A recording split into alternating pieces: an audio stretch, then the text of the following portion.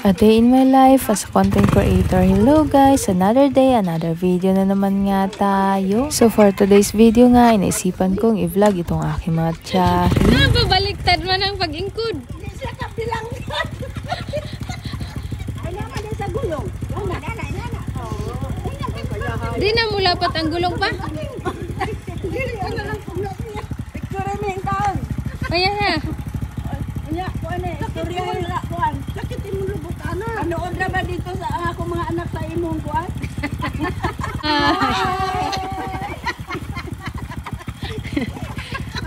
Paasa di ay mo.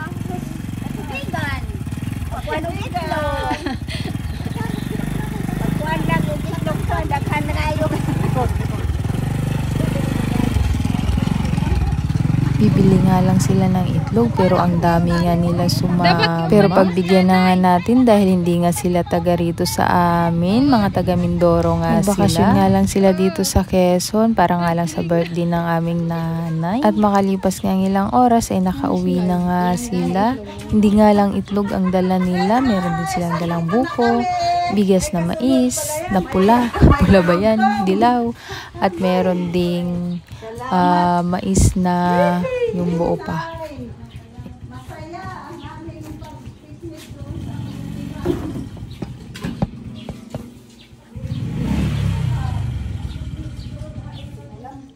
Unya karon gipanggutom ang mga person guys. Ayan o, gipanggutom na sila. At kinabukasan naman, ang ganap naman nila ay nagbanding nga itong magkakapatid dito sa aking kwarto. Nagbibidyo okay nga sila.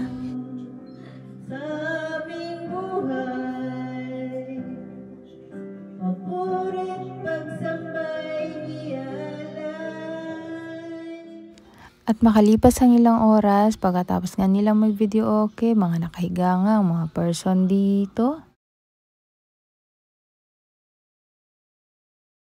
Dahil nga natapos na silang mag-video okay, kaya ngayon naman ay mga tulog na sila. Ito nga, lalakad tayo dito sa may sala kasi papakita ko nga din sa inyo ang pwesto nila dito. Ayan nga sila, oh. Ayan, may nanonood ng TV at may tulog na sa harapan ng TV yung nanay namin at may mga nakatulog na din dito sa sofa. Tapos ito nga ang tiyahin ko ay nakisingit din. Tapos dito naman nga sa may kusina ay nandito nga itong aking pamangkin sa pinsan. Ayan, at dito naman sa may kubo namin sa labas, meron din ditong natutulog. Yun lang, bye!